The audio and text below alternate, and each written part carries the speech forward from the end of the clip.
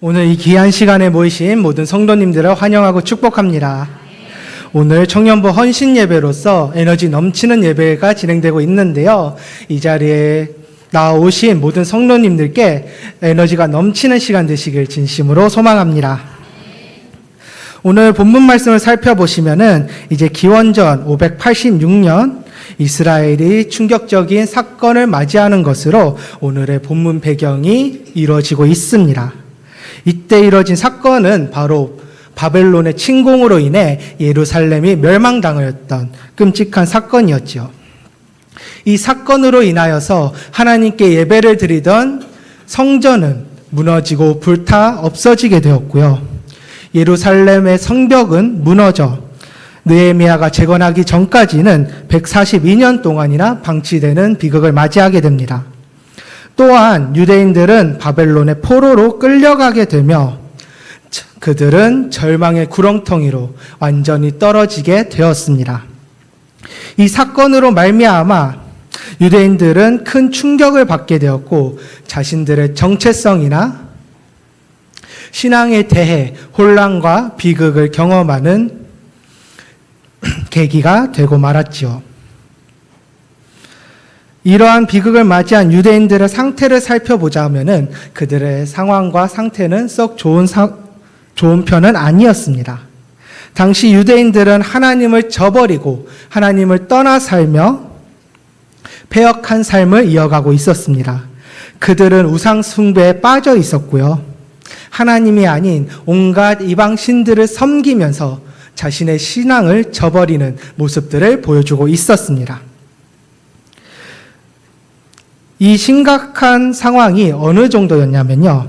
당시 솔로몬 시대 때 오직 하나님을 위해 지어졌던 성전에서 우상들을 위한 제사가 이루어졌을 정도로 이스라엘의 패역함은 이루 말로 표현할 수 없을 정도였습니다. 이러한 충격적인 사실이 에스겔서 8장에서 적나라하게 소개되고 있는데요. 8장의 말씀들 중에서 16절의 말씀을 함께 봉독하겠습니다. 그가 또 나를 데리고 여호와의 성전 안뜰에 들어가시니라. 보라, 여호와의 성전 문 곧 현관과 제단 사이에서 약 25명이 여호와의 성전을 등지고 낮을 동쪽으로 향하여 동쪽 태양에게 예배하더라. 아멘. 하나님께만 예배를 드려야 됐고 오직 하나님만을 위해 존재하였던 성전에서 유대인들은 하나님이 아닌 태양신이라는 우상을 숭배하는 죄악을 저질렀습니다. 이러한 사건으로 인하여 성전은 완전히 타락하여 하나님의 성전이라고 말하기도 부끄러울 정도로 성전에서의 우상 숭배는 완전히 팽배하였습니다. 그리고 성전에서는 태양신뿐만이 아니라 질투의 우상의 상이 세워지기도 했고요. 벽에는 온갖 곤충과 짐승들 그리고 우상의 형상이 그려지기까지 했다고 에스겔서에서 소개하고 있습니다. 하나님께 예배드리는 성전조차 우상으로 가득하였으니 이스라엘 민중 사이에서는 그들의 우상 숭배가 얼마나 심각했을지 굳이 살펴보지 않을 정도였습니다. 이러한 사실을 통해 유대인들의 신앙 상태는 완전히 무너졌다는 사실을 알 수가 있고요. 이러한 우상 숭배로 유대인들의 죄악으로 인해 예루살렘은 멸망의 위기를 맞이하게 되었습니다. 그리고 멸망이 다가오는 이 위기의 순간 유대인들은 하나님을 의지해야만 했습니다. 자신의 죄를 고백해야 됐고요. 회개함으로써 하나님께 돌아가야만 했습니다. 그것이 유대인들이 용서받을 수 있는 유일한 길이었고 멸망을 피할 수 있는 유일한 길이었습니다. 그러나 유대인들은 하나님께 회개하지 아니하고 자신들의 죄를 하나님 앞에 고백하지 않았습니다. 오히려 하나님을 의지하는 것이 아니라 외세의 힘을 끌어들임으로써 자신들의 위기를 극복하려고 하였지요. 다시 말해 이스라엘 백성들은 하나님이 아니라 이 세상의 시스템을 물질적이며 세상적인 요소를 통하여서 자신들의 어려움을 극복하려고 한 것입니다. 과거 이스라엘의 영적 상태가 가장 혼란스러웠다는 사사의 시대에조차 그들은 이방 민족들이 쳐들어왔을 때 하나님 앞에 회개하며 부르짖으며 구원의 손길을 간구하였습니다. 하지만 멸망 직전의 유대인들은 이러한 사사 시대의 백성들이 보여주었던 회개의 모습조차 보여주지 않았고 바벨론의 침공의 위기를 극복하기 위해 애굽이라는 외세를 끌어들이게 됩니다. 세상 사람들이 볼 때 애굽을 끌어들여 바벨론의 침공을 막으려 했던 이런 유대인들의 선택은 크게 문제로 보이지 않았을 것입니다. 오히려 위기를 극복해낼 수만 있다면 애굽을 끌어들이는 유대인들의 시도를 외교적 노력으로 지혜로운 선택으로 이해할지도 모릅니다. 하지만 성경에서는 이러한 이스라엘의 선택을 하나님에 대한 반역과 배신이라고 명시하고 있습니다. 우리 함께 이사야 30장 1에서 2절의 말씀을 함께 봉독하겠습니다. 여호와께서 이르시되 패역한 자식들은 화 있을진저 그들이 계교를 베푸나 나로 말미암지 아니하며 맹약을 맺으나 나의 영으로 말미암지 아니하고 죄에 죄를 더하노라. 그들이 바로의 세력 앞에서 스스로 강하려 하며 애굽의 그늘에 피하려 하여 애굽으로 내려갔으되 나의 입에 묻지 아니하였도다. 아멘. 하나님이 아닌 애굽을 의지하였던 이스라엘의 모습을 성경에서는 패역한 자식들이라고 표현하고 있습니다. 즉 이스라엘은 애굽이라는 우상에 의지한 반역자들로서 하나님을 저버린 배신자들이었습니다. 그리고 이러한 이스라엘의 죄악과 선택으로 인해 예루살렘은 결국 바벨론에 의해 멸망당하는 비극을 맞이하게 되었습니다. 이러한 이스라엘의 패역함은 지켜보는 사람들로부터 한숨이 나올 정도로 그들의 상황에 답답함을 느끼게 합니다. 성전에서 하나님이 아닌 우상을 숭배하고 하나님이 아닌 세상적이며 물질적인 요소들, 외세의 힘에 의지하였다? 더 이상 말하기 힘들 정도로 그들의 사망은 암울하고 답답하였습니다. 그러나 이런 상황 속에서도 하나님은 이스라엘 백성들을 버리시지 않으셨습니다.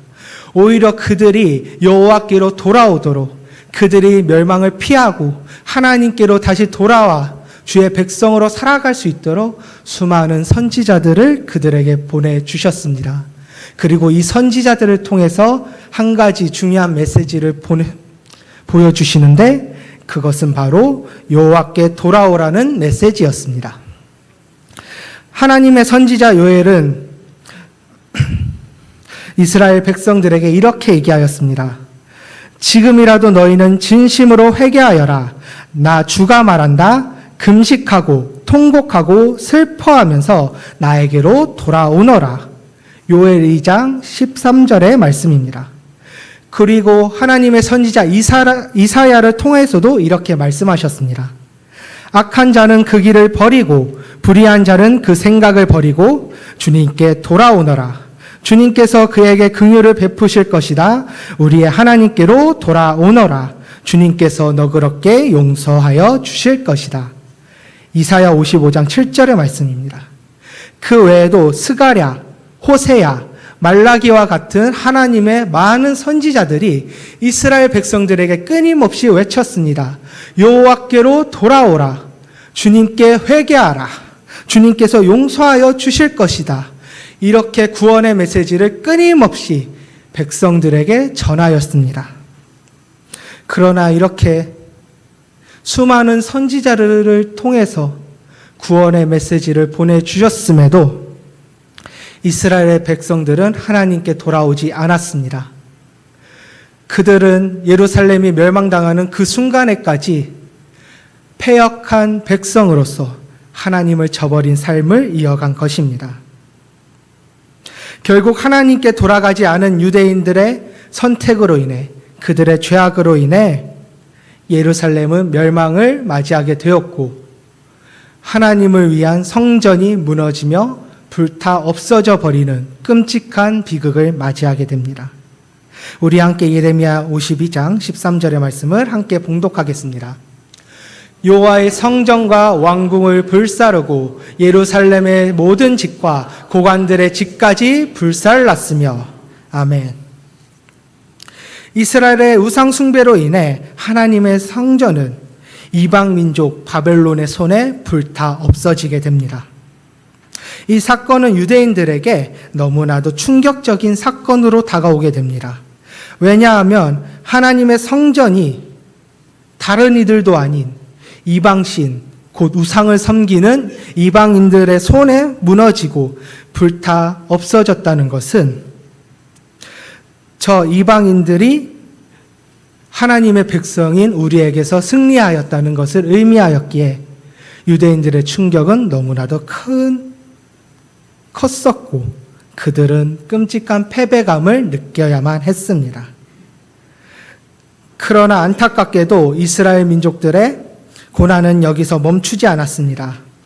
그들은 바벨론의 포로로서 끌려가게 되면서 그들은 평생 살아오던 고향을 떠나 성전이 없고 하나님이 아닌 이방신으로 가득했던 이방 민족의 땅에서 살아가게 되었습니다.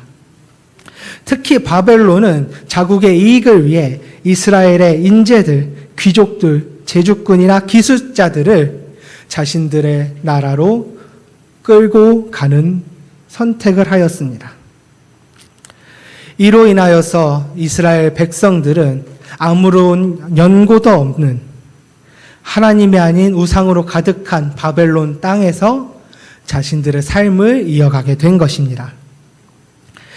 이러한 사건들은 이스라엘 백성들에게 심정에 큰 변화를 주게 되었습니다. 성전이 무너지고 바벨론의 포로로 끌려가게 된 이 상황은 유대인들의 마음속에 하나님이 우리를 저버리셨다, 우리를 버리셨다라는 절망감을 느끼게 하였습니다. 또한 그들은 자신들의 정체성의 중심이었던 성전과 예루살렘이 멸망당하게 되자 그들은 우리가 누구인가라는 질문을 던지게 되며 자신들의 정체성에 대한 혼란을 경험하게 되었습니다. 언제나 하나님께 예배를 드리고 성전에서 예배를 드리던 이 이스라엘 백성들은 더 이상 성전에서 예배 드릴 수 없게 되었고 성전이 없는 삶을 이어가게 되었습니다. 이러한 유대인들의 상황은 그들에게 너무나도 큰 절망을 안겨주었지요. 사랑하는 성도 여러분, 하나님을 저버렸던 저 패역한 백성들을 보십시오. 저들이 하나님을 저버리고 우상에게 마음을 빼앗기고 하나님이 아닌 세상에 의지함으로써 저들은 멸망을 맞이하게 되었고 큰 절망에 빠지게 되었습니다. 그리고 이스라엘 백성들이 경험하였던 이 절망이라는 감정은 우리 인간들을 무너뜨리는 감정으로 다가오게 됩니다. 더 이상 우리가 희망을 품지 못하게 하고 쓰러졌을 때 다시 일어나 힘을 뺏는 감정이 바로 이 절망감이라는 것입니다.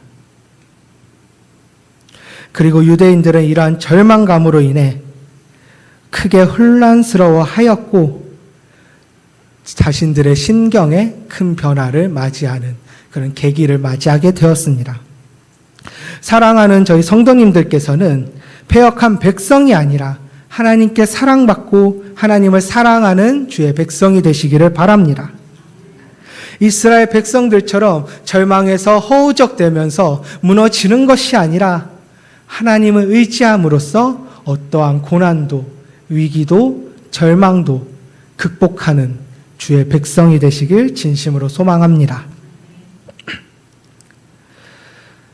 아까 얘기했듯이 예루살렘의 멸망과 바벨론의 포로로 끌려가게 된 이스라엘 백성들에게는 더 이상 희망이 보이지 않았습니다.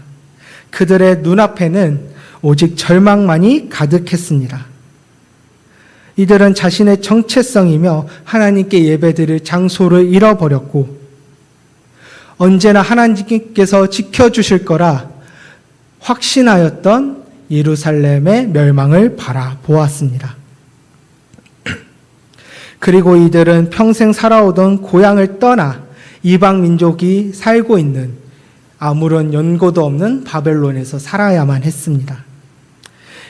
이런 암울한 상황 속에서도 유대인들은 살아가야만 했습니다. 평생 살아온 것과는 전혀 다른 삶을 살아가야만 했으나 이로 인해 너무나도 큰 절망을 경험하였으나 유대인들은 살아가야만 했습니다. 이 끔찍하고도 절망으로 가득한 시대를 살아가야만 했던 것입니다. 그러나 그 어떤 인간도 자기 스스로의 힘으로는 이 절망감을 쉽게 극복할 수는 없습니다. 희망이 전혀 보이지 않는 절망 속에서 그 누가 능히 새로운 희망을 찾고 새로운 삶으로 쉽게 나아갈 수 있겠습니까? 나약하고 불완전한 인간의 능력으로는 결코 쉽지 않은 일입니다. 그런데 이 절망을 극복할 수 있는 분명한 방법이 한 가지 있습니다.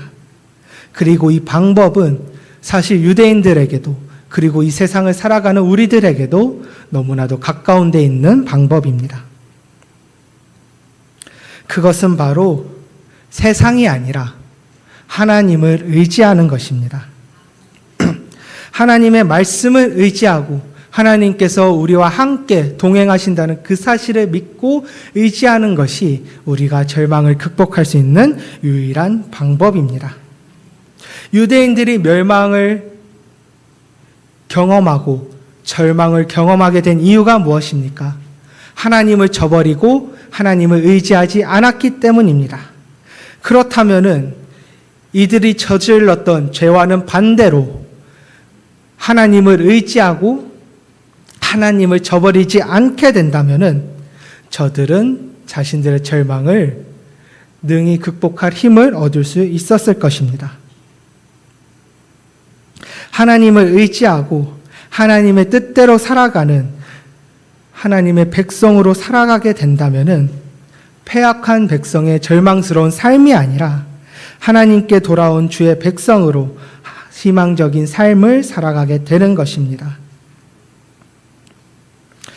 그러나 과연 다른 사람들이었다면은 이 순간에 하나님을 쉽게 의지할 수 있었을까요? 자신들은 하나님을 배신하고 반역한 백성들이었습니다. 끊임없이 돌아오라고 수많은 선지자들을 통해서 외치셨지만 끝까지 하나님을 저버렸던 백성들이었습니다. 그들은 전혀 변화하지 않았고 예루살렘이 멸망당하는 그 순간에까지 하나님을 저버리고 떠난 이들이었습니다. 그런데 이런 패역한 백성들에게 과연 하나님을 의지한다는 결정을 쉽게 내릴 수 있었을까요?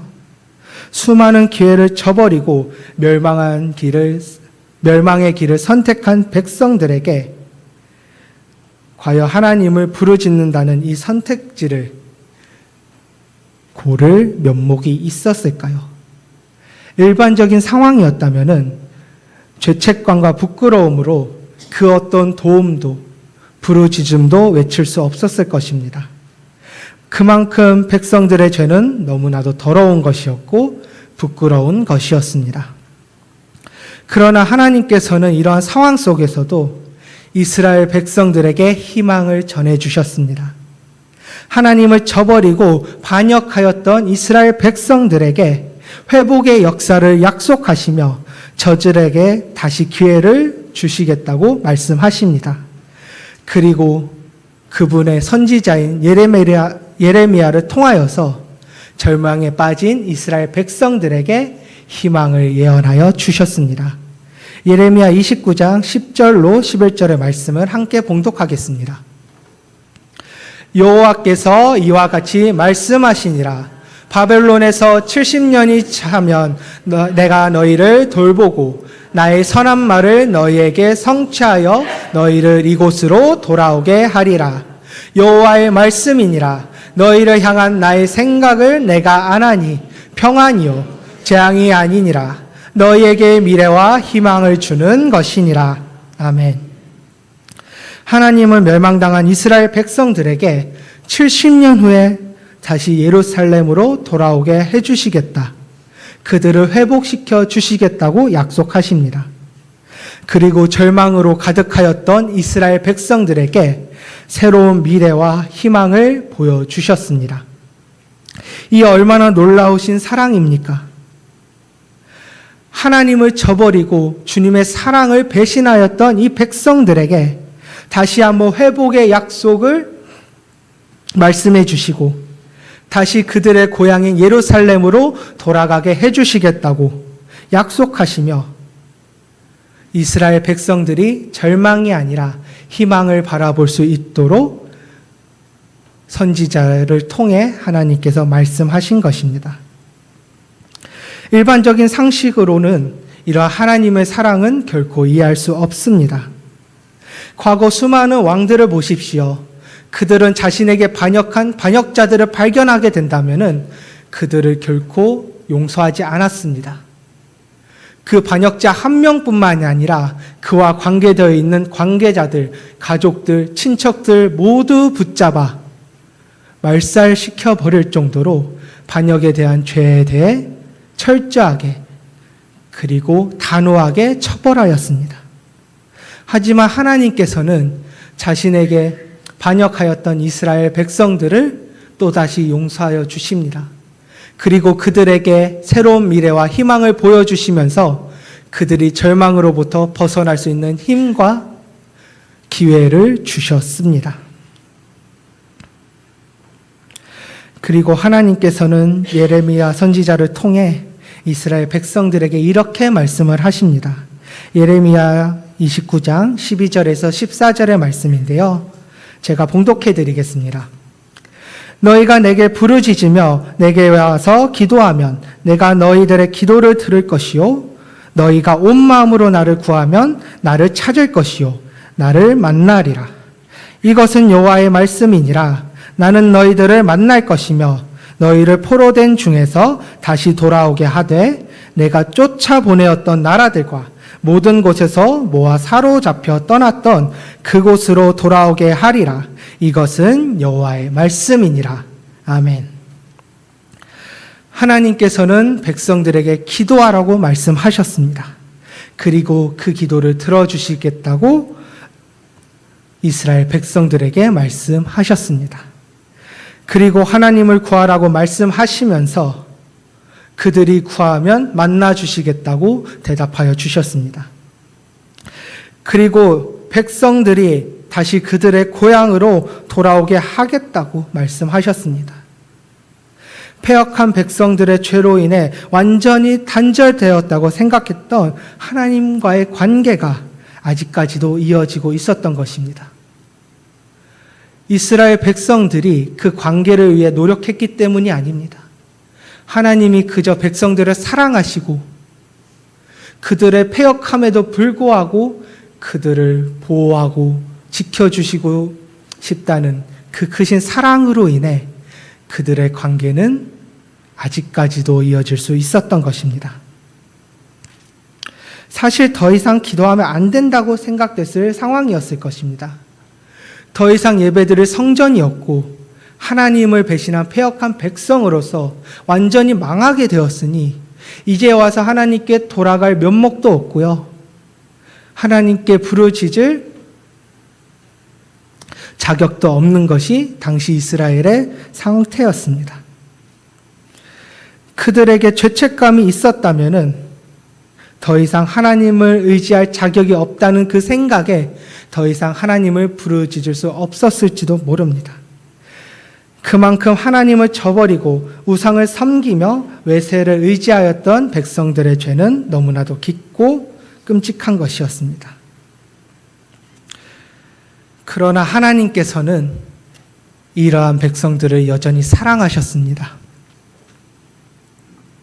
그들에게 기도하고 구하라고 말씀하시면서 그들에게 회복을 약속하셨고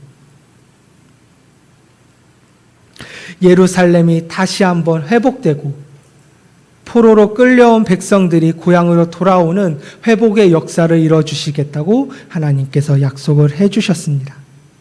그리고 이러한 하나님의 사랑으로 인해서 절망으로 가득했던 이스라엘 백성들은 그들의 신앙의 큰 변화를 맞이하게 되었습니다.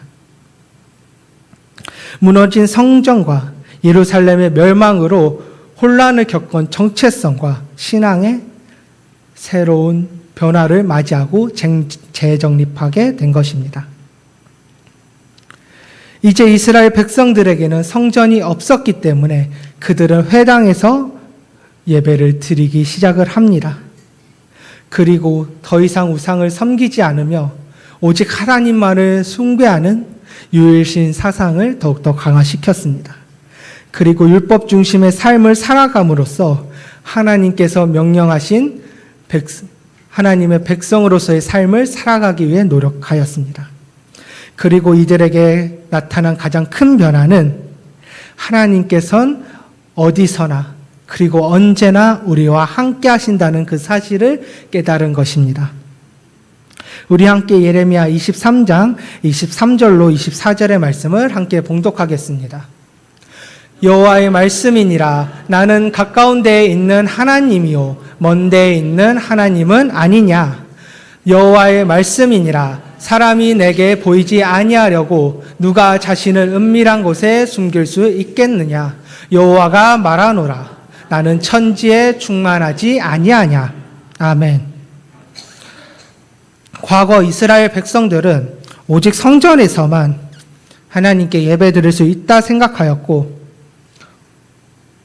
오직 예루살렘과 성전에만 하나님이 머물고 계신다고 생각하였습니다.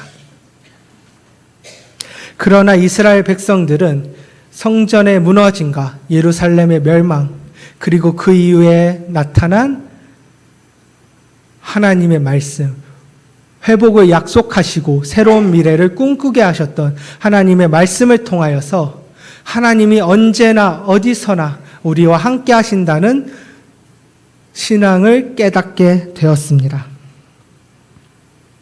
이러한 깨달음으로 인해 백성들에게는 새로운 미래와 희망을 얻을 수 있었고요. 하나님과의 관계가 아직도 이어져 있다는 사실과 하나님께서 회복을 약속하셨다는 사실을 통하여서 이스라엘 백성들은 자신들을 옮아매고 있었던 절망으로부터 벗어날 수 있었습니다. 그리고 그들은 하나님께서 주신 희망을 붙잡고 나아갈 힘을 얻게 되었습니다. 이렇듯 하나님은 우리에게 희망을 주시는 분이십니다. 그리고 어떠한 상황이나 어떠한 순간 속에서도 우리를 향한 사랑을 거두지 않으시는 분이십니다. 이러한 하나님을 의지하고 나아간다면은 하나님은 절망 속에서 희망의 예언을 선포해 주심으로써 우리를 인도해 주십니다. 사랑하는 성도 여러분, 놀라운 사랑을 보여주신 하나님을 기억하시길 바랍니다. 우리가 하나님 앞에 죄를 범하였고 하나님을 부르짖을 면목조차 없는 상황 속에서도 하나님은 우리에게 사랑을 베풀어 주시고요, 희망을 예언해 주십니다. 그리고 언제나 우리에게 기도하고 구하라고 말씀하시면서 그 기도에 응답해 주시겠다. 구하면 내가 너희에게 나타나겠다 라고 말씀해 주셨습니다. 우리는 이러한 하나님의 사랑을 기억하며 하나님을 의지하는 삶을 살아가야만 합니다. 언제나 하나님을 의지하며 절망으로 가득한 이 세상을 살아가야만 하는 것입니다. 우리 성도님들의 삶에 하나님께서 주시는 희망으로 가득하기를 진심으로 소망합니다. 설교를 마치기 전에 마지막으로 오늘의 본문 말씀을 함께 봉독하겠습니다. 예레미야 29장 11절의 말씀을 함께 봉독하겠습니다. 여호와의 말씀이니라 너희를 향한 나의 생각을 내가 아나니 평안이요 재앙이 아니니라 너희에게 미래의 희망을 주는 것이니라. 아멘. 오늘의 본문 말씀에 나타나듯이 하나님은 재앙을 주시는 분이 아니십니다. 예루살렘의 멸망이라는 이 심판의 역사조차도 재앙에 치중된 역사가 아니라 회복을 약속하신 희망의 역사임을 우리가 기억해야만 합니다. 즉 하나님은 절망으로 가득한 이 세상 속에서 희망을 주시는 유일한 분이시며 세상을 그 무엇도 우리에게 아무런 미래와 희망을 주지 못하나 하나님께서는 우리에게 새로운 미래와 희망을 주시는 분이십니다. 이러한 사실을 고백하면서 오직 하나님만을 부르짖는 주의 백성이 되기를 진심으로 소망합니다. 오직 하나님만을 부르짖고 하나님을 의지함으로써 거룩한 주님의 백성이 되어 끔찍한 절망 속에서도 하나님이 주시는 희망으로 모두 극복해 나갈 수 있는 저희 갈릴리 교회 성도님들이 되시길 진심으로 축복합니다.